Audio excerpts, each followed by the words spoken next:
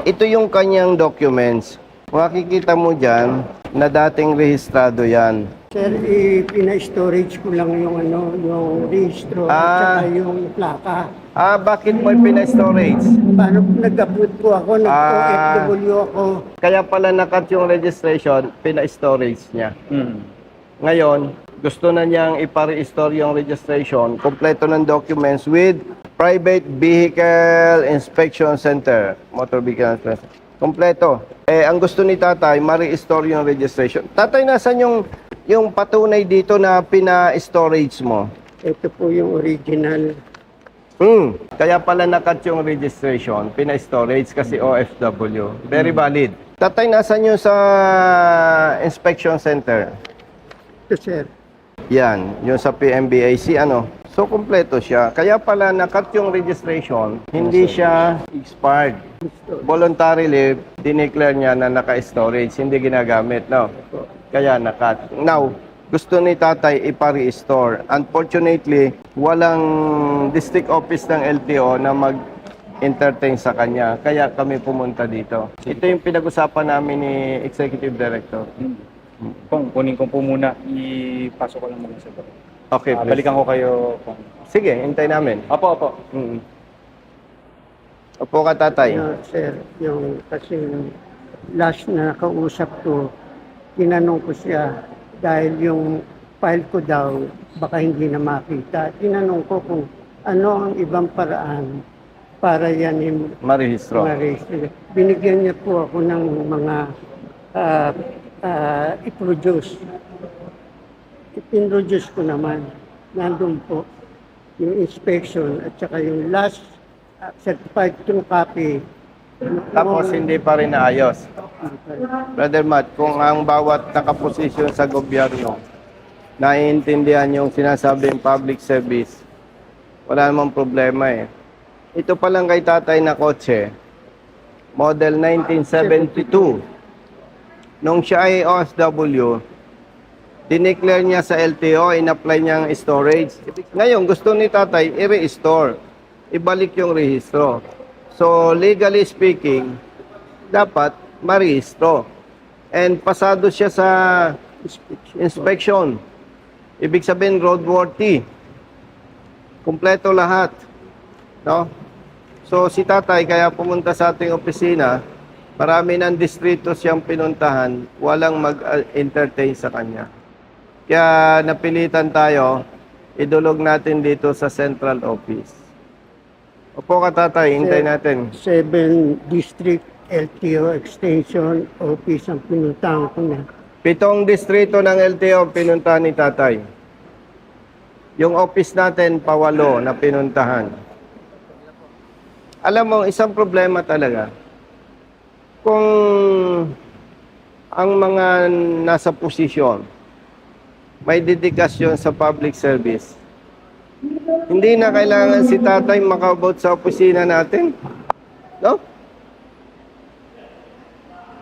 Katulad doon, tatay, ang daming operator ng bus, ang daming drivers, ilang months na, gutom na, mali ang huli. Nagko-contest, hindi nila malaman kung kailan may schedule ang hearing.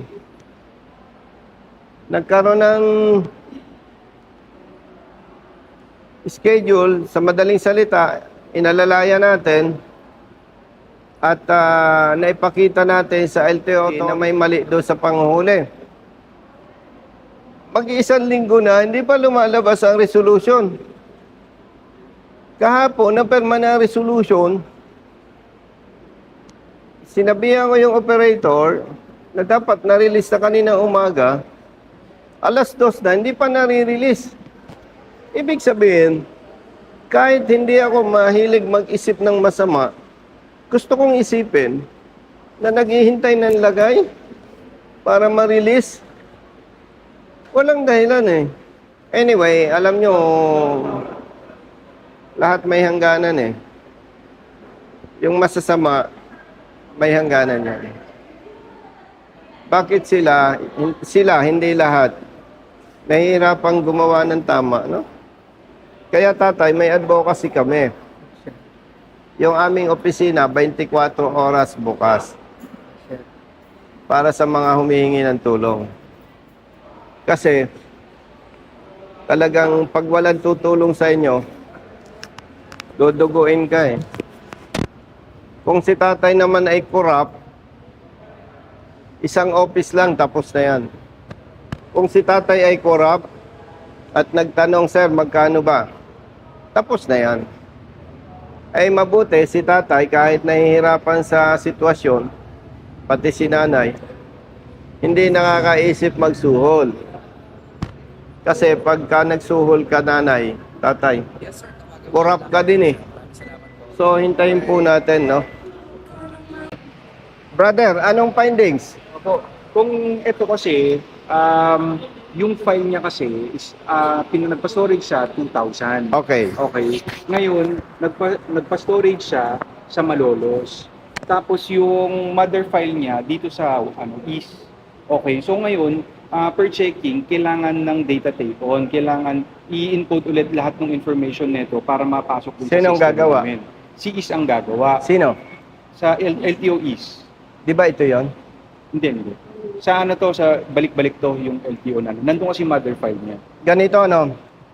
Si kuya, si tatay, 7 distrito na ang pinuntahan. Hmm. Okay? Binabanggit ko sa iyo, brother, hindi para sisihin ka. Hmm. Kasi wala ka namang alam doon sa nangyari yon. Hmm. Ang request ko na lang sana, kung po pwede, considering na central office ito, at si tatay ay 78 years old na, siguro, if I may suggest, i-receive nyo yung documents, kayo nang mag-usap doon sa baba. Kung yun na pong napag-usapan namin, binigay ko na rin sa kanila yung number. So kayo nang mag-uusap sa baba? Yes. Kasi iimbestigahan ko rin. Kasi yung sinasabi ko na data take on, apparently, ginawa na rin pala ni tatay yun. Pero wala pa rin ano. So kaya sabi ko sa kanya, iwan niya sa amin to para maimbestigahan ko ano nangyari. Bakit hindi pa rin natatapos kung nagawa na yung process for the data take on. So Yes. para from there, makapag-pick up kami kung ano yung dapat gawin. Yes. So in other words, kayo na ang tutulong kay tatay. Yes. Binigay ko na po sa kanila yung number ko. Tapos kinuha ko na rin yung number nila. Ang special request ko lang, attorney, brother, andyan lahat yung documents. Hmm. Ikaw nang bala, baka may mawala, tapos sasabihin ng lower office, kulang. Kawawa naman si tatay. Hmm. Ipagtiwala na lang namin sa iyo yun. Hindi, i-photocopy na lang namin sa taas yan. Sa taas. Ay, tatay. Sir, Pa-photocopy Tatay, na lang excuse. Yung walang photocopy, sabi ni attorney, yes, sir. mag-photocopy kayo sa Yes, taas. sir. Yes, sir. Yes, sir. Baka may stop ka, ma-assist sila ng grab taxi. Hindi. Saan kayo mauwi, tatay? Hindi na po, hindi Ipaano na po. natin? lang po. Pa-assist mo na lang. Sir, naku, hindi na po. Nakitulong na po. Hindi, ipa-assist mo na lang. Saan nga tatay kayo nauwi? Sir, Hindi, saan kayo umuwi? Bulacan po.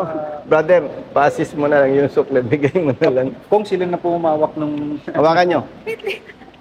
Nanay, magagalit ako sa inyo. marami na po. Hindi. Pwede na po Okay. kami sumakay dyan. Boss. Hindi. Kukuha na lang ng yan yung pera. Tatay, hayaan mo na. I-assist kayo ni attorney, kumuha ng grab taxi. Kung anong address ninyo. Thank you po. Thank you po. Oh, pa-assist na lang. May, Opo, yes. may lakad pa ako eh. Kung okay na rin doon, natawag ko na kay Director Steve yan. Yan. Sino ang bahala doon? Okay na yan, okay na. Sensya ka na, lagari ka. Yes, okay lang po. Thank you po. Sige tatay, at ako'y may lakad pa. Sasama kayo kay attorney dahil magpapaserox. Opo, opo. Akyat Brother. muna tayo. Dami ko ng atraso sa iyo. Wala po ah. yun, Kong. Pagkano punta niyo na po? Yes. Thank you. Okay, sige. Thank you. Thank you, bye-bye. Tatay, Maraming po salamat. mo-monitor yan ha. Hindi, mag-taxi na lang kayo. Ingat po kayo. Mag-taxi na lang tayo para relax kayo. At yan, mabilis maayos yan. Sila nang mag-aasikaso. Ano po? Salamat po. Okay, tatay. Salamat. Okay po. Ingat. Nasa si nanay? Eh, sumama po kaya, Tony. Ay, sundan mo na lang doon. Kami nang bahala. Ingat po. Che, Yes, sir. Sir, good afternoon, sir. Good afternoon. Sir, tinulungan po kami ni ma'am.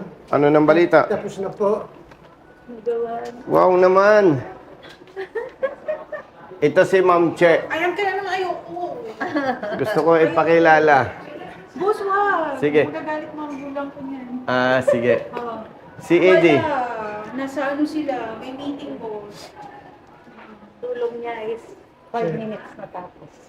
5 minutes? Oo naman. Sir, wala pa yata. Hindi. First step, in-encode. No, tapos na yung data table. Di ba? Second, emission test. Yes, sir. No. Yes, sir. Oo. Alam ni Ma'am Che yung kwento ng kotse mo. Ito kasi, OFW. Tama? Yes, sir. Dahil siya ay law-abiding citizen, yung kanyang kotse, para bang ipina-storage niya, Opo. sinubmit yung ORCR, na ibig sabihin, LTO, hindi ko ito gagamitin, hindi ko marirenew rehistro, i-storage natin. Tama po. Yes, sir. Then after ilang years, tatay? Sir, 20. After 20 years, Yeah. Nakita Up- namin 20 mm, years. after 20 years, andito na siya sa Pinas, Oo. may sentimental may sentimental value. Siyempre, gusto mo legally magamit. Siguro hindi alam ni Ma'am Che. Yes, sir. 7 LTO district offices. Nakita namin, sir. Nakita ko. Saan mo nakita? Hindi na mag-aralan ko yung papel niya. Tinulungan ko rin si Atty. Lance masyado. Oo. Nagtulungan kami ni Atty. Lance. Nakita ko nga po na maraming pinuntahang LTO. Oo. 7 LTO district Medo, offices. PUBRC, Diliman, Marilao. Tapos meron pa, Kabanatuan, Nueva Basta may Nueva Ecija pa ata. Paano mo nalaman? Saan pinag-aralan ko yung papel? Bakit bawat punta mo may Sir, may Iba-iba engagement? kasi, sir, yes, sir. iba-iba. May notification. Mayroon pong mga date na Grabe. Release namin, sir. Tapos, kasi ang unang-unang titignan dyan is yung file number. Yung pinaka-mother file nung sasakyan kung saan siya nag-originate. Sila kasi ang mag-i-initiate ng take-on. Yun nga si Manila East. Madam, sa ngalan lang ng public service, si tatay, makikita mo, law-abiding citizen, di ba? After 20 years, gusto niyang maparehistro uli. Opo. Nagko-comply siya, ipina-test niya, pina-inspect niya yung unit, Yan, opo. and still, roadworthy pa rin. Kasi na-preserve niya eh. Opo. Ang tanong ko, Madam Che, dahil 7 LTO offices pinuntahan niya, and dahil na-prostrate siya, walang nag-attempt tumulong sa kanya, kaya naisipan niya, lumapit sa aming office. And upon our evaluation, nakita namin legally, pwedeng marehistro ulit, di ba? Basta iti-take on siya sa city. Yes. At siyempre, hindi naman yung kami tutulungan kung talagang hindi pwede. Opo. And ito ang result, Yes, okay na. na legally pwedeng marehistro uli. Ang nakikita ko, may mali. Kasi doon sa 7 district offices, kahit isa walang nag-attempt na siya ay tulungan. Pero dito sa LTO Central Office, with the help of Attorney Lance and Executive Director Attorney Greg Pua, and of course, the ASEC. Kay ASEC naman kasi, basta tama, walang problema. No question asked. So, yun yung isang gusto nating may correct. Dapat wala ng Congressman Busita na e-epal. Hindi na kailangan lalapit kay Executive Director. Hindi na kailangan lalapit sa LTO Chief. Especially katulad ni Kuya, OFW, senior citizen. No? Pero, hindi ko alam Iko-consult ko sa lawyer kung tama ba na susulat ako kay ASEC on behalf of Kuya, asking ASEC to explain kung sino yung pagpaliwanagin lahat ng district offices. Imagine, kung ang isa sa district offices may malasakit, alam yung tamang public service, Kasi pag nasa position ka, dapat medyo makulit ka in the sense na, tatay, bakit ba ito? Ang tagal-tagal na, hindi na riso. Ay ma'am, yan po kasi in-apply ko ng storage dahil nang hindi ko maasikaso. Ako po kasi OFW. So at least kung medyo makulit, nalaman si tatay ay more than 20 years OFW, sabi nga, bayaning Pilipino, no? Tapos ay senior citizen, doon pa lang may merits na na kumbaga kung ikaw ay tamad, kahit papano, dating OFW, tapos senior citizen, may interest kang tumulong. So imagine, nakapito silang units, office, pero ang recommendation ni Madam Che, wag ko na lang balikan yung 7 district offices. Sobrang bait mo naman. Ayos naman mo. Kaya, O ganito na lang. Hindi naman tayo magkakaaway. Kapag may kapareho ni tatay, senior citizen, lalo pa kung OFW, no? Pag naulit pa, magsampa na kami ng kaso talaga. Tama po ba? Opo. Hindi, I am not saying mas magaling ako kay Madam Che. Kasi, kahit ayaw ni tatay at ni nanay, pwede akong magsampa ng kaso administratively. Iba kasi, Madam Che, yung kasong kriminal at saka administrative case. Kasi nanay, pag kasong kriminal, pag ikaw ang biktima, ikaw ang magsasampa. Hindi pwede ako. Pero pagka criminal case, ang mahalaga sa akin, ebidensya. Pwede akong mag-file ng complaint administratively. Kasi ang interest natin, yung taong bayan at saka interest ng LTO. Kasi katulad nito, hindi alam ni ASEC, may nangyayari palang ganon. Oh. Ay di ang sama ng impact against LTO. Dapat sana hindi. Pero dahil mabait si Ma'am Che, Brother Matt, with respect to tatay, i-absolto na natin yung 7 district offices na pinuntahan mo. Ano?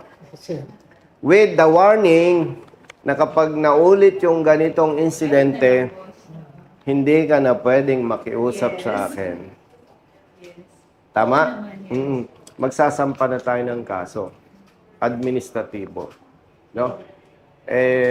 Si tatay pa naman, itang-kita mo, more than 20 years. Si tatay tsaka si nanay Pero alam mo, hulog ng langit si tatay. Why? Nagsumbong siya sa ating opisina, na-action na natin, lumapit tayo sa LTO Chief tsaka sa Executive Director with the help of Attorney Lance and Madam Che. Magsisilbing warning ito sa iba na LTO district offices na hindi ginagampanan ng tama ang trabaho. Agree? O, sige. Salamat. Thank you, boss. Okay. So, masaya ka na, tatay? Yes, sir. Yes, sir. Magagamit mo na ang iyong Volkswagen. Beetle. Okay, sir. Thank you, sir. Model 72. 72. Ilang years old na siya ngayon? 52. 52 years nga. Ano na siya? Tawag doon? Golden. Madam Che, ilang taon ka na? Secret. Secret. Ito, brother, ilang taon ka na? Okay, edad ni Kuya. 54. Yung sasakyan, kuya, yung Volkswagen ni kuya, 52 years old na. May sentimental value. Ikaw ay yun. 54. Mas matanda ng 2 years. Ikaw. Tama ba? Oo, 2 years old. 2 years old ka noong nabili niya yung Volkswagen. Sir, bigay lang. Bigay lang po, hindi ko binili. Bigay! Natakot siyang magkakaso eh. No? Sinong nagbigay sa'yo? Baka meron pa. Carlo, yung Volkswagen ni Kuya, 52 years old. Pero Oo. gumagana. Gumagana pa. Pero dahil na-preserve ng maayos at isinorender ni tatay 20 years ago yung ORCR, kaya legally hindi niya ginamit yun, naka-preserve. Tapos ipina-emission test, pina-inspect, roadworthy pa rin. Kaya eto, nakarehistro na naman. Pero hindi pa sinasabi ni tatay kung sinong nagbigay, baka meron pa. Tatay, ibulong mo sa akin. Bulong mo. Sir, yung kapatid ko. Kapatid mo, buhay pa yung kapatid mo. 92. 92 years old. Ang kapatid niya. Ikaw, ilang taon na tatay? 78. 78. Na-high moral ako kay tatay kasi 78 years old. And ito, sasabihin ko na yung sikreto ko. 58 years old ako. Si tatay, 78. Ibig sabihin, kung loloobin ng Diyos, may 20 years pa akong maglilingkod sa taong bayan. Sir, hindi lang ganun katagal. Mas matagal pa doon. Ba, miri pa si tatay, no? Di ba? Oh. Ay kung magtiwala sa atin ng taong bayan, magsenador tayo. May 3 terms akong magsisenador. No? Number 1. Grabe. Number 1. Ano? Sir, Number 1. So, sa ngalan po ni tatay, more than 20 years sa ibang bansa, kami po ay nagpapasalamat kay LTO Chief, Assistant Secretary Attorney Bigor Mendoza, and kay Executive Director Attorney Greg Pua, and yung kanyang assistant Attorney Lance Tan. Memorize ko. And of course, nandito si Ma'am Che. Ayaw ipakita yung kanyang beauty. Oo. At meron po tayong verbal arrangement or agreement ba yun? Kay Ma'am Che. Hello? Wala akong kinalaman dyan. Ayaw niya na Ayaw padamay. ayaw niyang mag-file tayo ng complaint against 7 district officer. Kasi, bakit district officer? May tinatawag na command responsibility. Yung mali nung tao niya, mali niya yun eh. No? Pero okay na rin yun kasi hindi naman ang purpose natin walang yain o abusuhin ang kapwa. Yung gusto natin ay yung mali may tama. So, Carlo, ang ano lang natin, sana wag nang maulit pa. Para pag naulit pa na yung OFW, especially senior citizen, hindi bigyan ng tamang serbisyo, mag-file tayo ng complaint. No? Oo. Para wag nang maulit pa. So, tatay, salamat po ng marami. parang awarding ng yan. Ayan. Sige pa. Yan. Hindi, nanay, dito ka sa tabi namin. Di ba, isang picture nyo lang po, kayo na lang po ni tatay. Hindi, kami tatlo. Okay po. Oo, parang awarding ceremony ito eh. Sige, okay lang po. Okay po. 1, 2, 3. Isa pa po. 1, 2, 3. Wala si Asek eh, dapat kasama natin siya eh. Dumanaw sa tapat ng office niya, wala. Ay si Ma'am Che, ayaw naman niyang umextra. Apo. Baka daw siya ay Bigat na gag Chris. ma-discover ng Regal Films. Cinemax daw, sir. Di ba? Oo. So yan, tatay. Oh, masaya ka na niyan. Opo, maraming po salamat. Maraming po salamat.